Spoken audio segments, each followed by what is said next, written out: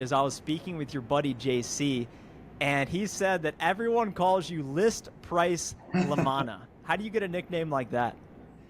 All about price integrity. I definitely take pride in just being able to sell Gong near our approved pricing, and Gong as a company definitely takes that stance as well. We sell to different sales and revenue leaders, and I think part of creating raving fans is to make sure that across those different revenue and sales leaders that they don't pay wildly different amounts in terms of their contracts, because we all know VPs of sales speak with each other. So we definitely aim for consistency as an org, and it's about anchoring back to value at the end of the day, making sure that the problem you're solving for is big enough in their world, and our ROI speaks for itself in terms of different case studies and third-party research. So definitely have the confidence behind delivering it. Like a true CRO would say. Imagine being so good at your job that you get the nickname List Price because you always quote high, which is really important for your deal size.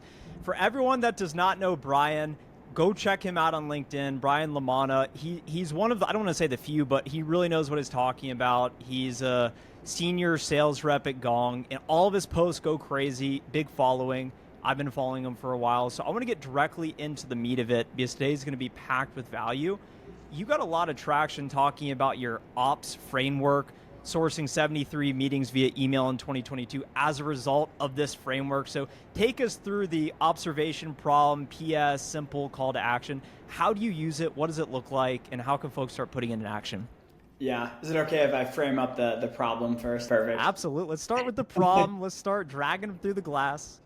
Cool. I think email prospecting, like every rep wants to do personalization, and everyone wants to create those like personalized, relevant messages.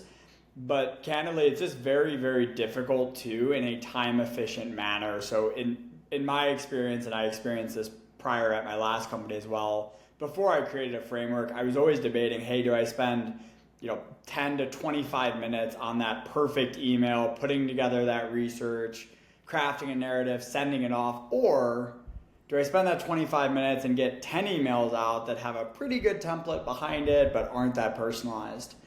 So what I wanted to help create was like, how do we create a framework that takes a lot of the thought and the mindfulness out of how do I just start that email and how do I position it with this ops framework. So I always lead with an observation. So for example, it might be, hi Trent, saw that you worked at Qualtrics for 4+ years and recently are a solopreneur, something like that. That's just a little bit of research. I'll frame up some type of problem in terms of saying, hey, most former AEs turned solopreneurs share that XYZ is a big challenge. Here's the benefit that Gong brings to the table for someone like yourself.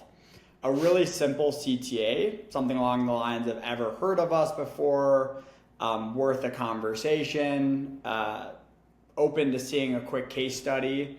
And then I always throw a PS at the end. I pretend that PS stands for personalization. So I think this is where you can put in some not fluff, but like something personalized off of like what you found of them just as a human. Like, hey, saw you're from New Albany, Ohio. Actually have family there, love visiting. Just something short and sweet that really makes the email scream like, hey, this was only written to Trent Dressel, and if anyone else opened up this email, it would not make sense for them. So it's a pretty concise, pretty just like action-packed note, observation, problem, short CTA, and a little bit of personalization at the end. That it was specifically written to you and only you. Man, you drop more on me and my background than I think most know about me. So you clearly do your research. Speaking of emails, with your perspective being in a closing role and a former sales development rep, can you talk about how your email strategy changes as you progress through the sales cycle? So you just described prospecting, how to set a meeting with this very personalized email that would almost seem like an alien if someone else read it. After you set that meeting, what does it look like from pre-initial meeting to then post-negotiation, getting that Gong signed contract, DocuSign, whatever you use when you close the deal? Yeah, great question. I think I'll bucket into kind of two different two different categories like during the cycle. One will just be like in terms of like demo or meeting follow-ups. I always keep it really concise. It would say something like, hey Trent, really appreciate the time today. Recap, next steps. And I always have a couple bullets under each. And I bold the recap, I bold the next steps. I want it to be super readable. I want all of that recap and next steps to really be about them and not about Gong and every feature and every offering we have, but more along the lines of you told me XYZ was the challenge, here's what you've tried so far, here's what it's worth. And then just a short line at the end like, hey, anything off base here. So brevity is really the key. Even someone active cycle, they're gonna only take a look at those emails, for a couple seconds, maybe 30 seconds tops. So I want it to be really readable. In terms of throughout the cycle, when it's not like a meeting follow-up, I actually structure my emails pretty similar to that like ops type framework. I'm a big believer in sending value touches, as what I refer to them as, or like kind of selling between the meetings. So it might sound something like this of like, hey Trent, really enjoyed our conversation again on Monday, just had a chance to review it. Something you shared with me was XYZ was a big challenge. Here's a case study from blank on how we've directly solved for this at Acme Company. Can't wait to speak next Tuesday. And I think the goal with those types of emails, again, is concise, brief, relevant to your last conversation and adding value.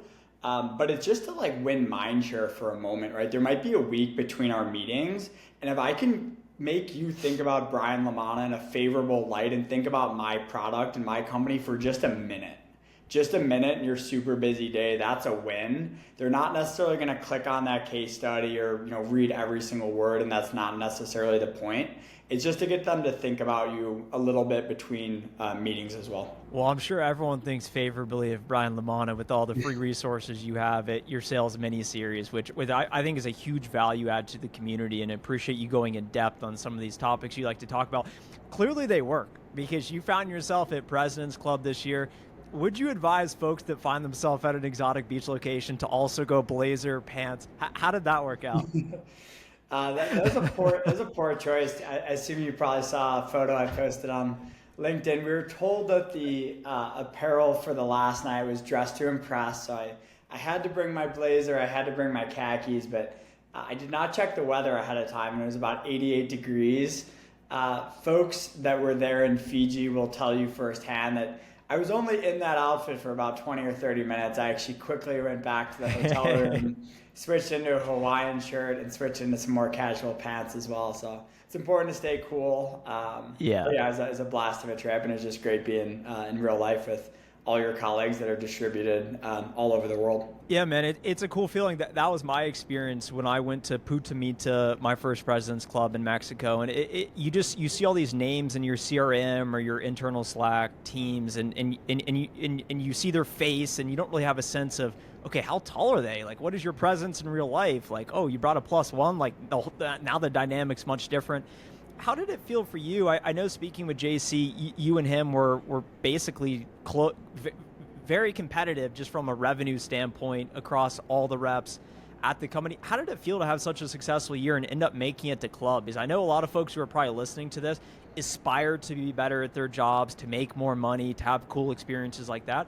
How did it feel when all the hard work actually paid off and for it to come full circle and you to get to celebrate with your friends, colleagues, peers, et cetera, et cetera?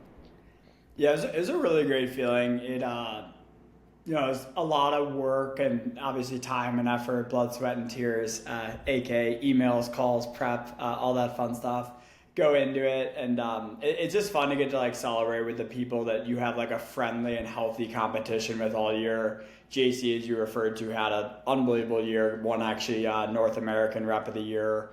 In our segment, we probably had close to 70 reps, and about 7 or 8 of them auto-qualified to club. And it's really fun to just be working together, like Q3, Q4, seeing each other on the leaderboards. And you're trying to beat the person next to you, but you're also rooting for them at the same time because you're going to be there celebrating together. And at the end of the day, who's looking back other than us two right now thinking, who got first, who got second last year? You're just proud of the different logos you're able to put up. And obviously the earnings isn't a bad side effect as well, but it's an amazing feeling at the same time that President's Club is usually a couple months into the year. So President's Club was in May of 2023, of course, already about 4 months into the year. So while you're out there, you're starting to think of next year already. It's in Costa Rica, and I'm thinking, how do I get back? How do I earn that next trip? It's like Sales 101, you have a phenomenal month.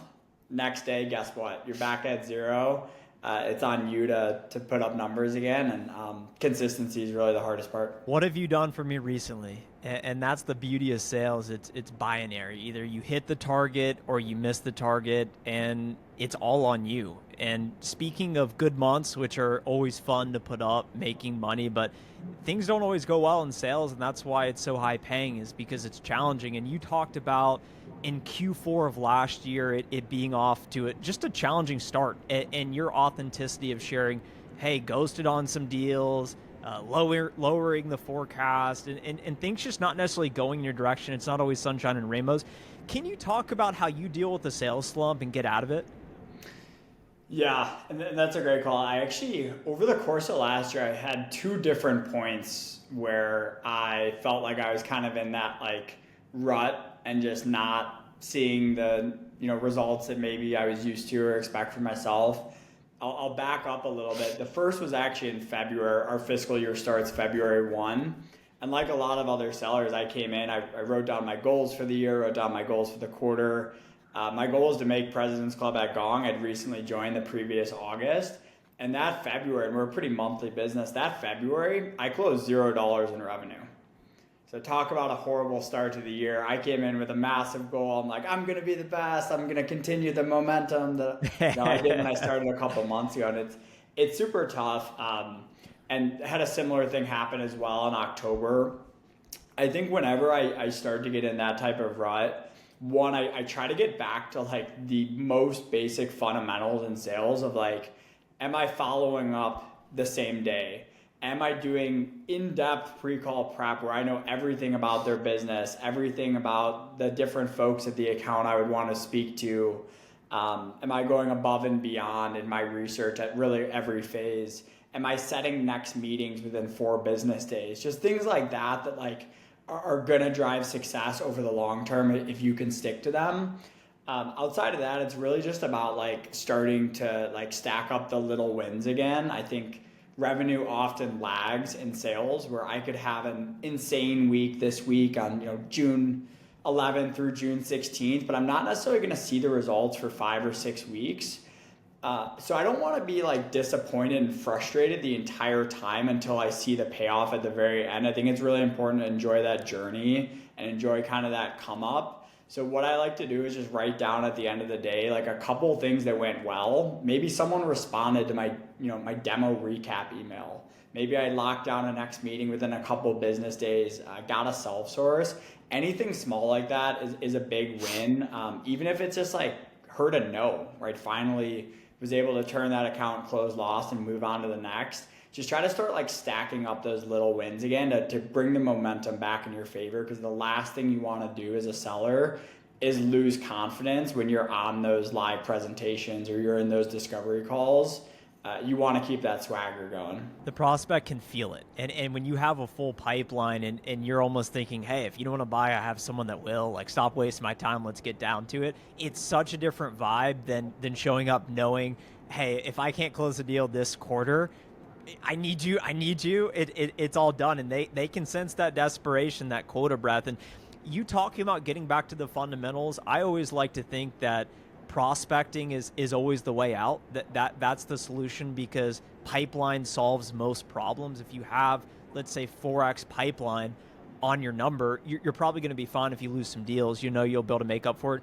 Can you talk about how you think about prospecting now as an account executive? Because my experience, as I continued to promote and get a larger quota, my relationship changed a bit, because I wasn't quite as spray and pray. I was a lot more selective on, well, if I'm not working with the right accounts, my average deal size simply will not be big enough to hit my quota, while also being mindful that if I just decide to turn on the pipeline generation activity, the efforts I put in today may not pay off until 3-4 weeks from now. So talk about it from your vantage point as a more senior closer, how you think about pipeline generation.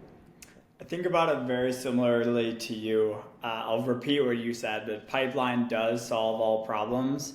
If you have a weak pipeline, you will start to feel the heat and you will feel the pressure testing everything you're doing, and you'll start to see some cracks in the system. And when you have that 4x, 5x coverage, which simply means, hey, if my quote is 100K, maybe I'm working 400 or 500K in pipeline, like things are going to turn out pretty well off my historical win rates.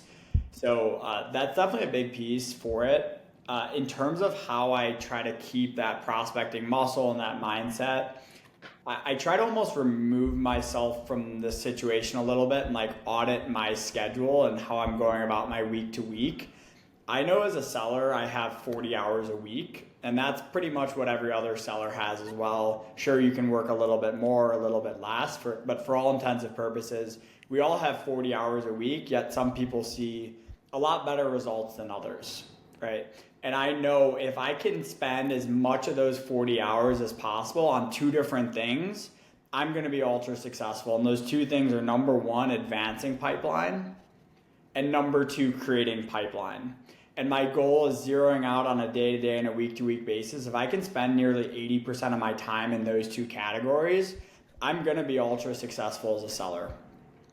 The way I go about that, peeling that even further, is just really efficiency within my day. The first thing I do every single day, I call it my plays of the day, but I go through every single one of my active opportunities, and I simply ask myself, hey, this opportunity with Trent Dressel, is there anything I can do Thursday, June 15th to advance this deal?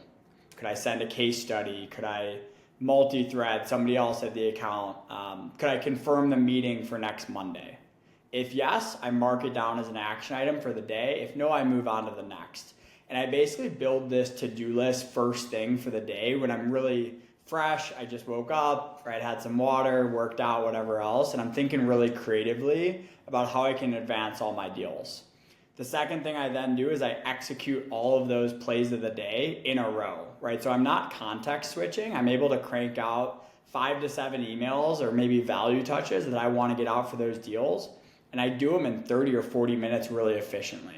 Right? And if I do those two things, it might be 9 a.m. and I have the rest of the day free to actually focus on, one, executing any meetings on my calendar, and number two, prospecting, right? And putting my time into creating new pipeline. So from there, I actually look at my calendar for just day of, and any white space I have, I time block it for prospecting activities. And I get ultra specific. So if I have 12 to 1 free, I might say make 15 dials. If I have 3 to 3:30 free, I might say get 2 new accounts in sequence. The rest of it's just actually holding yourself accountable, following through, and trying your very best to actually execute what you planned out when you're able to think through it really efficiently first thing in the morning. So really, end of the day, the goal is just spending as much time as possible within those two categories. That's so good. The plays of the day. I hope you guys are taking notes, because that's one actionable thing you can start doing today. Instead of showing up, scrolling through LinkedIn for 20 minutes or looking at your email with this to-do list assigned by other people, identify what are those highest leverage activities that you can do to really stack up some wins, and then you really set yourself up for a successful day. Brian, you talked about everyone has the same amount of time. 40 hours a week, that's generally how you think about it, but everyone has disproportionate results. Some people are performing way better than other people. Meanwhile, some people are drastically underperforming. I want to think outside the box here a little bit, because you're someone who seems to focus on health. You talk a lot about your learnings from Andrew Huberman and some of those tips, which I find pretty interesting. I know you focus on your relationships as well, based on what you shared about President's Club. What does your outside the office look like, just from an optimization standpoint, whether it be how you prioritize sleep, hydration, working out, so that you can bring your full self, your best self, to the office to perform at your highest levels? Because I think that that's something people don't really think about that really impacts your performance. And I know high performers like you are thinking about those things. Yeah, it's such a great question. I don't think I've gotten asked about that before, but I'm just like I am from a sales sense and having different systems and processes. I'm the same way, probably not a surprise. And the non-working hours as well. I'm super dedicated in general, just like working out in some level of fitness. I think it's important for everyone really to find whatever type of exercise activity like is easy and fun for them to do, whether that's weightlifting, whether that's running, whether it's playing beach volleyball or pickleball or joining some form of league. But I do exercise typically all 7 days of the week. I try to do something, even if someday I'm not feeling like it, I still try to put in 20, 30 minutes. Even if it's not a full workout, I think it's better to do something than nothing. From a sleep perspective, I definitely need my sleep. I'm not the type of person that functions well on 4 hours, 5 hours, or even 6 hours per night. So I typically go to bed around 9 o'clock and I usually get up around 5:30. For me, like getting off to a fast start in the morning really helps me be successful. I think there's just a lot of distractions out there now, not just during the sales work day, but just on my cell phone during the day with Twitter notifications and TikTok and text messages and everything else. And for me, I know from 5:30 to 7:30, I'm able to get an immense amount done, whether I do choose to work out first thing in the morning or I choose to just get after it working, and I choose to work out midday or later day, kind of depending on my schedule. So I do mix it up a lot, like when I choose to do that exercise, kind of depending on my schedule. And I think that's part of the beauty as an AE. You have a lot of autonomy to maybe do a midday workout. If you're grinding early or grinding late, right, you can kind of be flexible with those hours for how you work best with your energy levels. But really big key, because I think if you're not there from a mental and a physical standpoint, it's hard to give your all on a work sense as well. For someone that's so focused on performance, you care about the results, and that's how I was as well. I personally really began to associate myself with, hey, I am Trent, I am an account executive at XYZ company, I make YouTube videos, I have a following, I'm important, I'm special, and there's naturally some ego involved with people that are really going after it. How do you think about self-identity and just associating your sense of self-worth and perhaps disconnecting from that at times? Because with sales, it's humbling every day because it's not going to just be given to you. So how do you sort of separate things and keep yourself just even keeled? Because I think that's a trait a lot of high performing reps have in common, is just being able to disconnect, never be in too much of a hurry, but also be super confident and competitive, but also humbled enough to say, hey, I can learn and I can turn it off. It definitely is a challenge. I think the identity piece that you brought up is really interesting. For any folks out there, if you've read Atomic Habits with James Clear, he kind of talks through the different levels of motivation. The most surface level is goals, but I think the challenge with goals is that winners and losers often have the same goals, right? All 32 NFL teams, what is their goal when they start the football season? It's to win the Super Bowl, right? They want to win that Super Bowl. And the Bears, I don't know if the Bears are going to get there anytime soon. Sorry to interrupt, but I know you're a Chicago guy. No, keep going, sorry. Hopefully they get there soon. I need Justin Fields to pull through with his new weapons, but same thing with sellers, right? Is like everyone's goal for the most part is to make President's Club, yet not everyone's going to make it.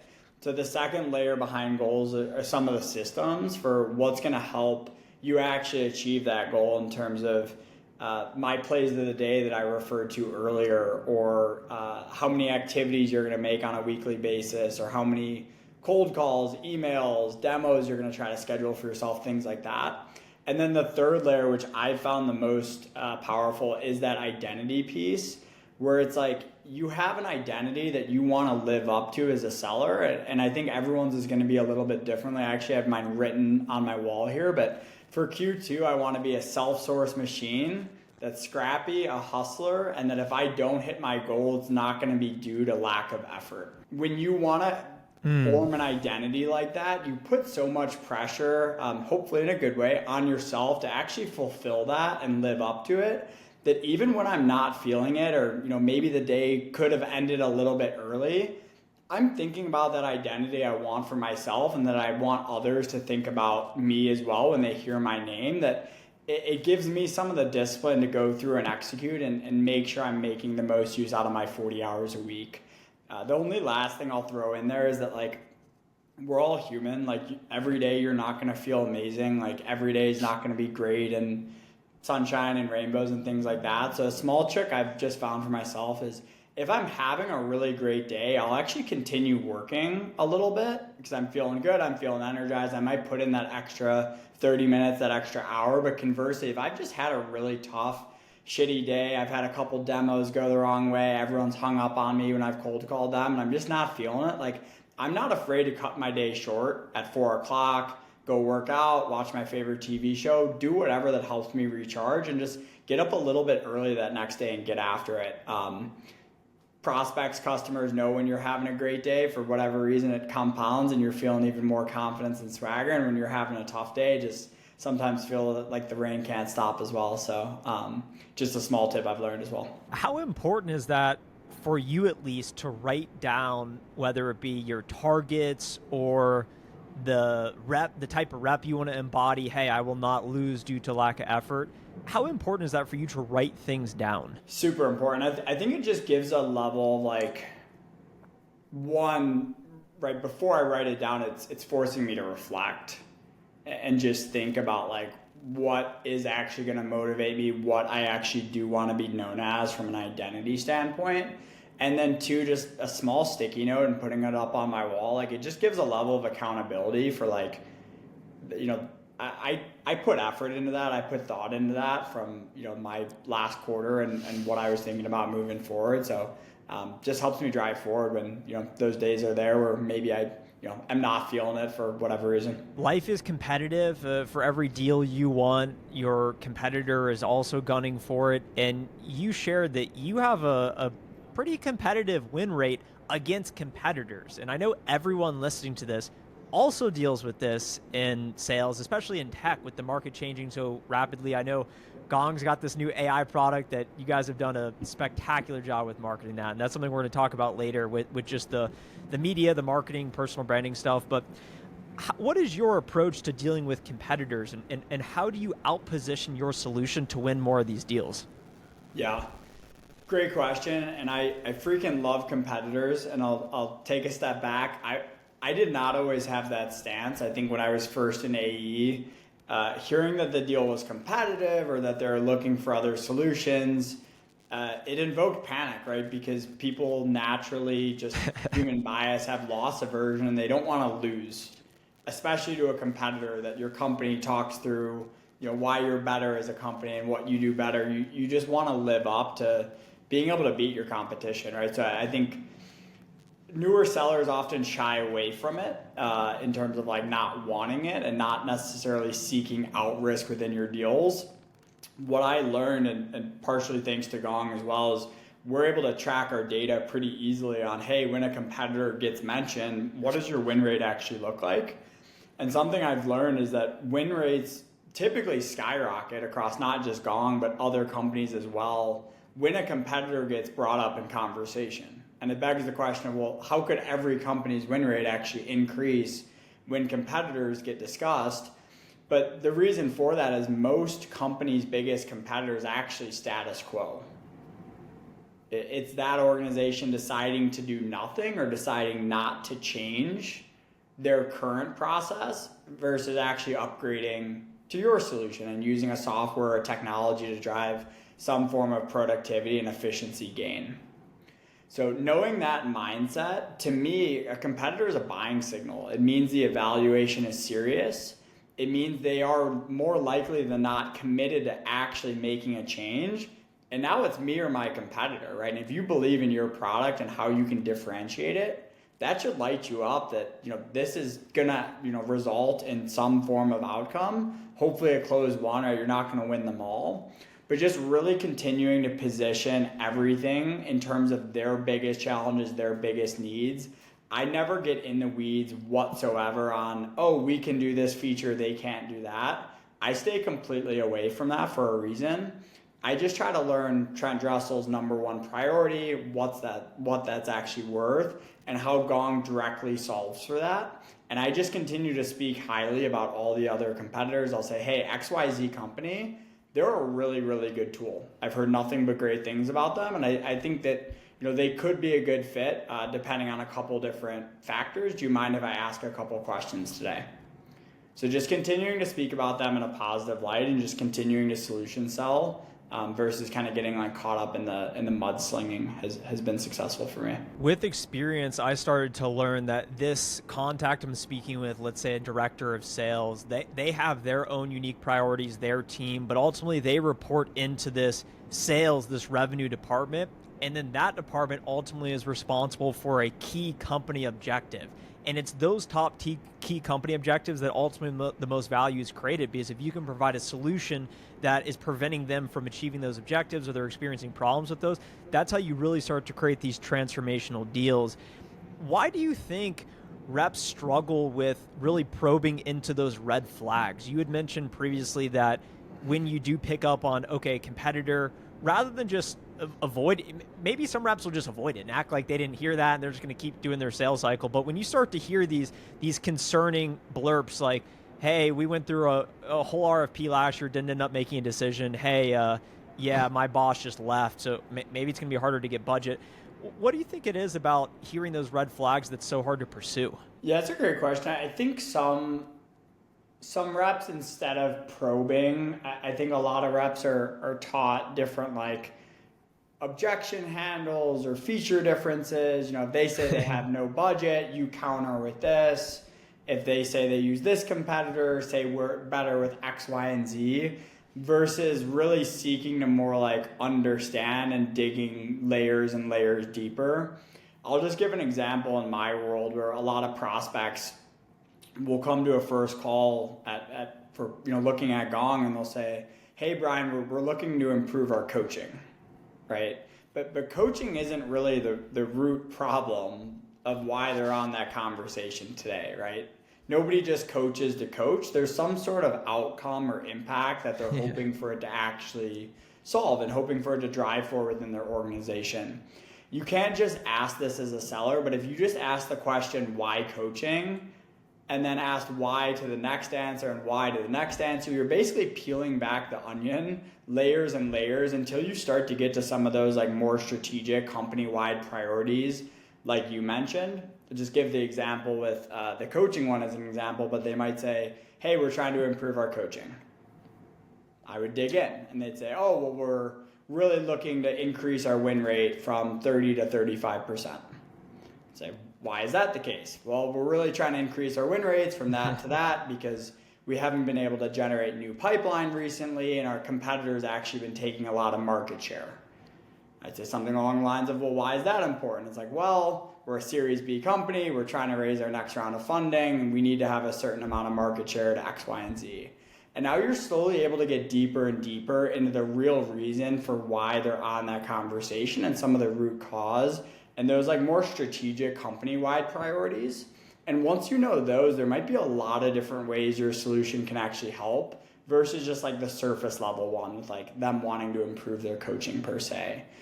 So I think with reps, it's making sure you're able to probe and go layers and layers and layers deeper and really keeping that conversation about them and what they're focused on instead of just saying, oh, awesome, you're looking at coaching, here's how we solve it, right? Wait a second, continue to go deeper. And then when you do that demo, when you do go deeper dive into other conversations, you'll be able to have a really, really impactful presentation. I'm sure that's as important today as ever. When everyone's saying, hey, we have the latest and greatest AI. It's so fast. It's got such a big database. It's going to help your business. Meanwhile, it's not connected to the solution, the actual outcome, to your point, the business results.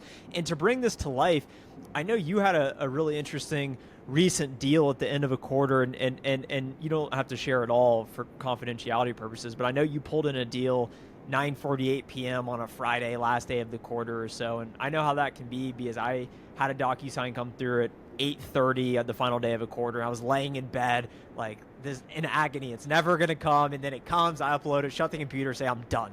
So can you talk about that recent deal and just walk us through that win story, because I think that will be useful to a lot of reps out there. Yeah, it was actually the biggest deal by quite a bit that I've ever closed in my career too. So naturally as a seller, when you start to realize you have an opportunity like that, you put a ton of immense pressure on yourself throughout the entire cycle. But the deal ended up closing at 9:48 p.m. on the last day of the quarter, which I believe was a Friday because I actually had plans to go to a friend's birthday party that I was unable to attend because I was too busy dealing with different last second things across legal, security, and negotiations. But taught me a lot of good lessons.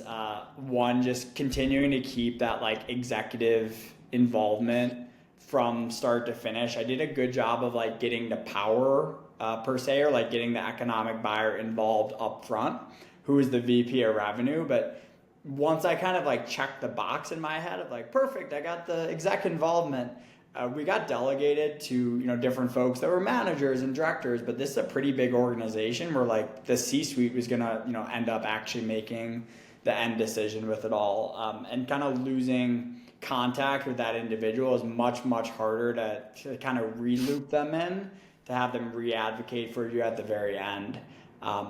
Other lessons is just like in deals like that are much larger and much more strategic, like there's going to be some point in the deal where you feel like you're going to lose it or it's not going to happen. And it's really important to not just have one champion, but to hopefully have like an army of champions. I had different sales managers, I had different sales reps, I had different sales directors, enablement, operations. When they hit that no or that blocker kind of in that cycle with budget and with different numbers, I had like 8 people ready to fight, sending Slack messages.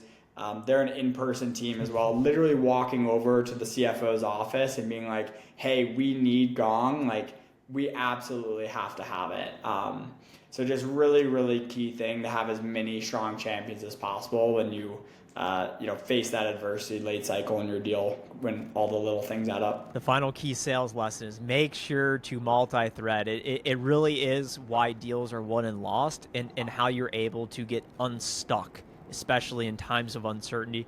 Let's shift the conversation a bit, Brian, to personal branding, because this is something that at least I find really interesting, and I know a lot of people like to talk about, and it's easy to talk about after you have the following. But I mean, just a year ago, you were close to no following. A year later, grown your LinkedIn over 25,000 followers. A lot of your posts do really well, a lot of visibility. Why did you decide to start creating content, become so public with your thoughts? Great question, and it was about a year ago, actually. It was around June 20th, I think, last year, where I started trying to consistently post. Like many other people, I'd posted maybe once a month, once a quarter, with the blog post from the company or our reviews on the site, more surface level. But I started seeing folks like yourself, like Sarah Brazier from Gong as well, that were posting just more or less like their thoughts, their advice, their tips. And I always loved following other people.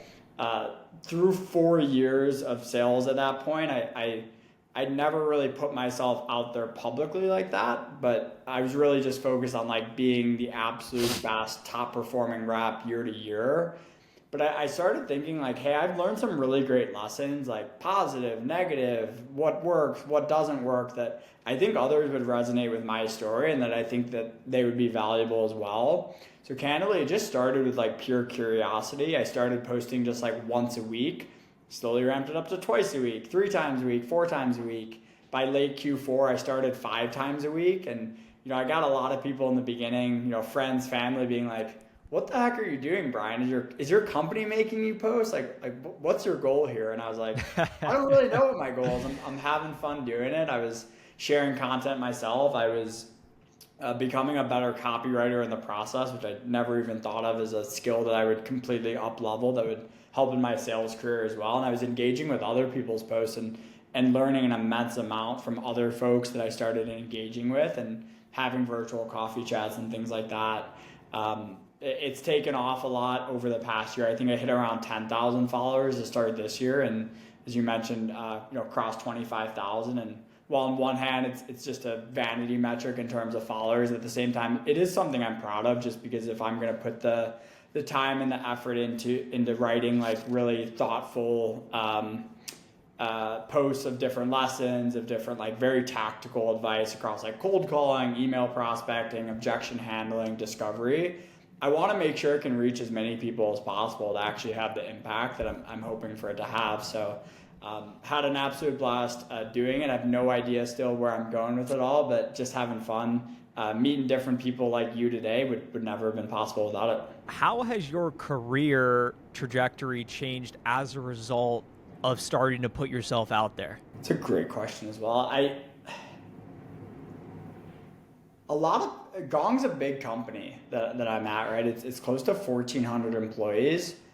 Candidly, before I started posting, like folks knew me in my segment in mid-market or commercial sales that I worked with, but different folks in customer success and product and marketing probably had not heard of me, had not heard my name, especially in a fully distributed company like that. I think it's opened up a lot of doors for me in terms of different connections. I've had the chance to partner with marketing on recent announcements like Gong Engage, getting to do different live sales shows with JB Sales and Sales Assembly as well, most recently presenting to a group of AEs as well. So it's added a little bit of like spotlight to everything I've done, but it's also opened up just a ton of like opportunities that I never would have known existed had I not. And what's been interesting with your journey that I've noticed, and it's a different approach to many, is you really focused on leading with value. Let me build this audience, and then let me start offering free resources through your sales mini-series, which is linked basically on your LinkedIn with the newsletter, all of that. And it's impressive how you were just like, hey, I built this free course. I've spent all these hours on it. Like, it's what I know. Like, go check it out. And of course, there's all these strategies with, let me collect emails, let me get an email list and whatnot. But I'm curious, just your journey with deciding to start pursuing commercializing your personal brand, because this is a topic that's really interesting to me. I made YouTube videos for a few years, didn't really try and sell anything. That was my calling card. Hey, I don't really want to sell anything. I'm just talking about my journey, documentation. And then I got advice from someone with a smaller following than me. And he's like, hey, if you start charging people for more specialized information, it allows them to go a little bit deeper with you, get more intimate access. They'll take the information a little bit more serious if there's more on the line. So can you talk about your journey going from, I've decided to start creating content, I'm seeing some traction with the following.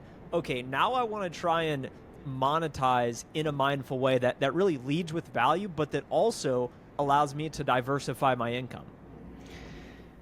Yeah, it's something I put a lot of thought and a lot of careful consideration into, and it's exactly what you shared. Was like I post on LinkedIn and I do what I do with free newsletter, free courses, free playbooks, etc., because I genuinely love just interacting with others, sharing my lessons of what has worked well for me, what hasn't, and getting to help other folks too that like might be breaking into tech for the first time, might be transitioning roles, might be in a slump and like need a new process, a new framework that like gives them a spark and brings them some life back into their day-to-day in terms of sales. So I think it's really important to like keep that why in front of you, because that can kind of help guide some of your decisions from there. So in terms of like my strategy, it really, June of last year through about Christmas, I only had those LinkedIn posts. I would just post daily on LinkedIn. By the end of the year, continually try to share different thoughts, different ideas. And over winter break, I started evaluating. It's like, I could probably go deeper on some of these subjects, which LinkedIn just doesn't really allow me. I'm not going to put like a full 25-page playbook over LinkedIn characters. That's just not going to work or resonate very well with the audience that are, quickly scrolling through their feeds. So I thought of like 3 different mediums. One, LinkedIn being more like short form content. My newsletter being more like medium form, where I could go deeper on like one subject on a weekly basis. And then using the Gumroad to host different free resources like a cold calling playbook that I have, email prospecting, what to do if you're in a slump, just in terms of like things that have been successful for me, that I could host more like longer form and also have videos embedded in it that are way more in depth, might be 10 to 30 pages of different content. So that was really my strategy in terms of like writing about subjects I was really passionate about in like 3 different versions of short form, medium form, and long form. in early part of like Q1, I did decide to put a couple of like paid resources as well, where I put in, immense time and effort into like an even more advanced, email prospecting playbook that would have my actual templates and best performing subject lines and different triggers and things like that I found successful, just as a way to earn some for the different like time and effort you're putting into it all. But I think fortunately enough for me, I've had a really great job at Gong and previously before.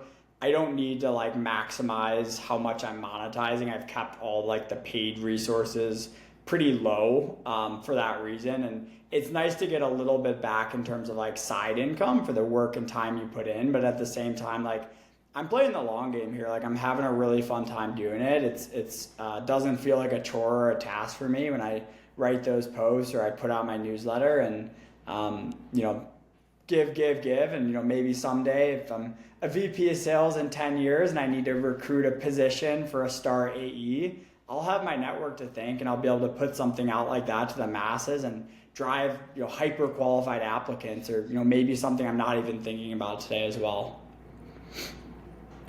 It's really cool hearing from other people in the game like yourself. I'm super interested in it, and there's really not that many people around me in real life that are trying to do stuff like this. It's just very few people that are that obsessed with it like yourself that are out there, and it's cool to come together and talk about that. Something I thought was really funny when I was speaking with JC. He's like, Brian's like, if I don't make it off this island, whatever, at least I'll be posted on LinkedIn through the middle of June, whatnot, with these scheduled posts. Is this a master secret in your LinkedIn creator playbook, or what does that process look like with thinking of posts and scheduling them, posting them, and spending time on it? I think JC's spilling all my secrets. I think my direct quote to him was, I said, this is a little bit dark, but if I died today, you would continue to see my LinkedIn post for the next couple of weeks. I'm very systems oriented, as everything in this episode has shown up until this point.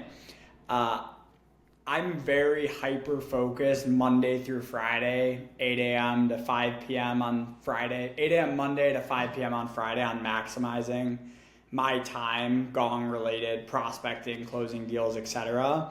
And something that I learned was when I had to write a post first thing in the morning, when I had 20 other things I needed to do, I would always deprioritize it because I'm always going to put deals and executing and prospecting first. So I actually changed how I go about it to every Sunday I sit down, grab some Starbucks, some coffee, whatever that might be. And I actually write my 5 to 6 posts for the week all in one sitting when I don't have to context switch between a bunch of different tasks. And I can just think freely and write my posts all in a row. I do then schedule them via a tool called Buffer, which is like a free scheduling app. And then during the week, it's funny because I sometimes forget which day I scheduled which posts. And sometimes my posts are on a wide variety of subjects. So it's, funny. Sometimes I'll check LinkedIn and be like, oh yeah, I just posted that 15 minutes ago type of thing. But it allows me to make sure that I'm only spending, maybe 20, 30 minutes a day on LinkedIn, more engaging with other people and responding to people that comment on my post versus having to like think creatively when I have like this buildup of tasks and things that I'm trying to look forward to and trying to execute on. It's easy to get lost in the content because it's just so simple just to toss something out there, and it's fun to get this just immediate positive feedback with the likes, and then you get back to reality of, okay, I got to call people that are potentially going to be rude to me, face rejection, whatnot. So it's a lot of fun, and what I really like about what Gong is doing is there's just so many big influencer type people that are at Gong that came from Gong. So it's just really cool to see. And I really love companies that encourage that type of behavior because I think it's really positive. I know about the new AI launch. We're talking about it. This Gong Engage AI thing, which I'm sure is going to be really cool because of that strategy. And not every company adopts it. And I think the companies that do adopt it, it just gives them a little edge, which over time really matters. What I want to end with, Brian, is who do you look up to on LinkedIn wise to like, hey, this person's like doing it at a high level. They're doing it really cool. What are a few names of people you follow that anyone listening right now should go check out and follow? It's a really great question. I think I've said that a couple times, so it means you're doing a great job as well, Trent. But I mean, there's a lot of people that are putting out like amazing content on LinkedIn. I think at the end of the day, if you follow me and are connected with me, I try to, whenever I see a great post, like regardless who the creator is, if they have 1 million followers or 2 followers, like I want to promote great content via liking it and commenting so that other people see it as well. In terms of people that have like consistently been putting out really great stuff, Kristen Connor over at User Gems, just every single day, value added enterprise AE type of multi-threading questions and discovery, things like that. Nate Nasrallah, Keith Waitman, Kyle Ossie, yourself, Trent, JC's great as well. I could probably come up with a full list of people, but there's some people doing awesome things out there, and I'm excited to support like anyone and everyone that's helping add stuff to the community. Because at the end of the day, I think 99% of people or something like that have a LinkedIn don't end up posting. You can get some wild reach and wild engagement and build up your personal brand pretty quickly if that's something you aspire to. It's just really putting the thoughtful time into writing good content and just having consistency with it. For those of you that want to support Brian, make sure to go to his LinkedIn, connect with him on LinkedIn, check out his newsletter and his resources, a lot of free resources on there. I will be featured in one of the upcoming newsletters if it hasn't been sent out already. So I'm subscribed to the thread. You should be subscribed as well. And Brian, thanks so much for being here today. Thanks so much for having me.